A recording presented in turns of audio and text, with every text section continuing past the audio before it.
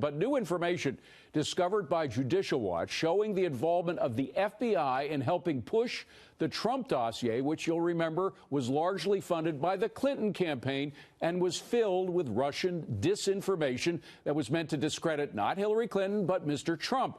So is Mr. Mueller investigating that side of the Russian collusion story? Here now is Tom Fitton, Judicial Watch President. Tom, great to see you. Let's first talk about what you got. It was heavily redacted, but does it show definitively that the FBI was actually paying one of the authors of the Trump dossier? Well, Christopher Steele, who was hired by Fusion GPS, who had been hired by the Clinton campaign and DNC, met with the FBI at least 13 times in 2016. 11 of those times resulted in payments to Mr. Steele. So in the middle of the Clinton-Trump campaign, the Clinton agent for Fusion GPS, Christopher Steele, who was talking to Russia intelligence about Trump supposedly, was meeting repeatedly with the FBI. Well, Tom, now, they don't give us details about those meetings, though. This is what Bob Mueller was set up to do, was to investigate real Russian collusion. This seems to be far more credible as evidence of Russian collusion than anything that the Trump campaign did. Well, you know, and as disturbingly, in November, they deemed him not useful as a confidential human source anymore. Yet they continued to tell the court his information was reliable in terms of getting those FISA warrants, spy warrants, on Carter Page and the Trump team. Real abuse, and I think the FBI, who at the FBI was meeting with him, we don't know. Was it Peter Strzok? Did James Comey know that this Clinton campaign agent was in the FBI at least a dozen times in 2016, and that doesn't count the times he and his people were meeting through his wife Nellie Orr, Bruce Orr, at the Justice Department after he was cut off supposedly by the FBI. Well, there's another point.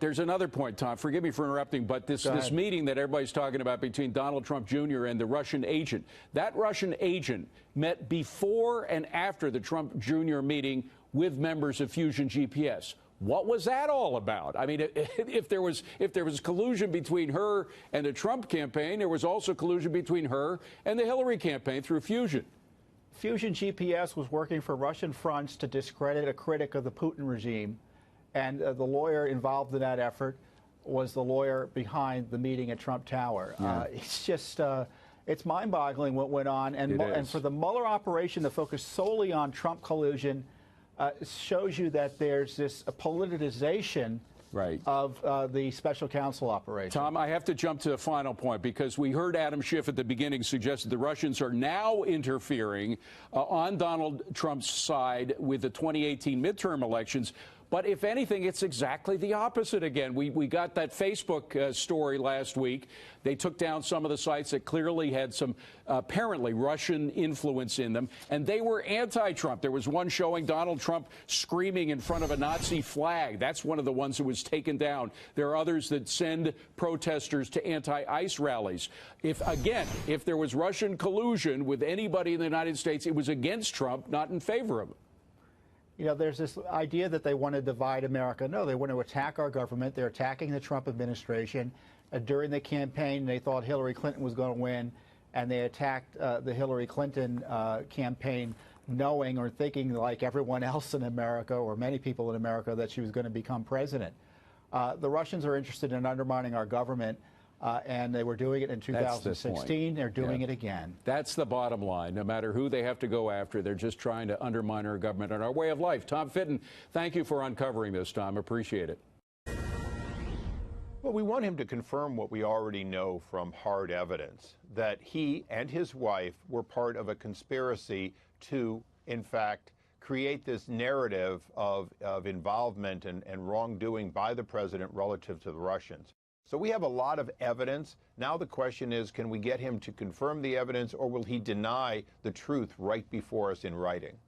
Republican Congressman Darrell Issa yesterday putting DOJ official Bruce Orr on notice on this program as he gears up to testify before a closed-door session of the House Oversight and Judiciary Committees.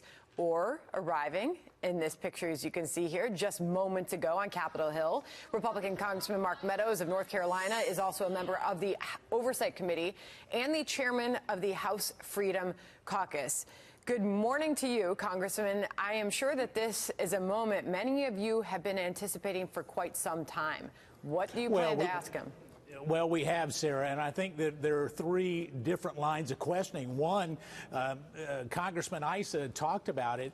Will Bruce Orr verify what we already know? One of the interesting things is that we have evidence that would suggest that FBI informants were told that there was no collusion, and yet it seemed to be ignored. So we're going to ask Bruce Orr about that. Additionally, when you have Christopher Steele and Nellie Orr being paid attention on those two witnesses and ignore others. So there's about 60 plus questions that I have. Hopefully we'll get some truth, be able to report back to you. But, you know, we're looking to honestly have a full day of questioning here. Well, your colleague Jim Jordan just walked in a few moments ago, and he tweeted this out. Orr's wife worked for him, hired by Clinton to produce the dossier. Orr passed the dossier to FBI.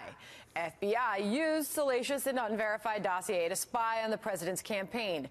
Who all knew about this at the DOJ? Congressman, I think a lot of the American people who are watching and looking on at this moment are wondering if we're actually going to get any answers, if you're going to get any answers today.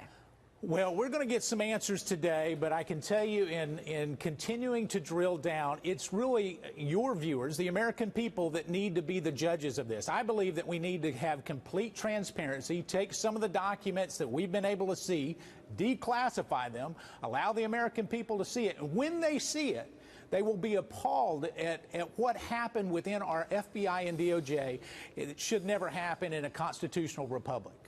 You also tweeted this. We've learned new information suggesting our suspicions are true. FBI, DOJ have previously leaked info to the press and then used those same press stories as a separate source to justify FISA's unreal. Tomorrow's Bruce Orr interview is even more critical. Did he ever do this? What do you think the answer to that question is? Well, I believe they did. We know that some people at the Department of Justice and FBI actually gave information to the media. Then the stories were reported. Then they used those reports to justify further investigations. You know, that's like saying, well, we're going to incriminate on one hand and be the jury on the other. It just doesn't work that way. So we believe that we'll get some clarity on that today. We have some hard evidence that will be hard to refute. What's at stake here? You know, I think our republic and the integrity of the FBI and DOJ is at stake, Sarah. When we really look at it, 99% of the DOJ and FBI workers are truly great patriots. And yet we have about 7 or 8 that took things into their own hand. And so it's the credibility of really Lady Justice that should have a blindfold.